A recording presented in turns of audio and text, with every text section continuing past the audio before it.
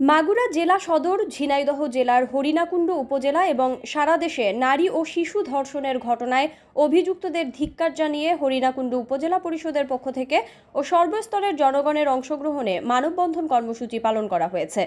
বুধবার হরিণাকুণ্ডু উপজেলার দোয়েল চত্বরে অনুষ্ঠিত এই মানববন্ধন কর্মসূচিতে প্রধান অতিথি হিসেবে উপস্থিত ছিলেন উপজেলা নির্বাহী অফিসার বি.এম. তারিকুজ্জামান।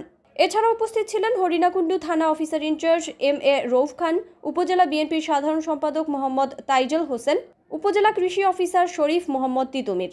এ সময় আরও উপস্থিত ছিলেন শিশুগুলি মডেল মাধ্যমিক বিদ্যালয়ের শিক্ষক মোহাম্মদ নিয়ামত আলী, বাংলাদেশ স্কাউট উপজেলা শাখার কমিশনার মতিউর রহমান, উপজেলার সকল গণমাধ্যম প্রতিনিধি, সরকারি বেসরকারি কর্মকর্তা, রাজনৈতিক ব্যক্তিত্ব, পেশাজীবী সহ সর্বস্তরের জনগণ। মানববন্ধনে বক্তারা নারী ও শিশু নির্যাতনের ঘটনায় দোষীদের দৃষ্টান্তমূলক শাস্তির দাবি জানান এবং এ ধরনের অপরাধ প্রতিরোধে সামাজিক সচেতনতা বৃদ্ধির আহ্বান জানান।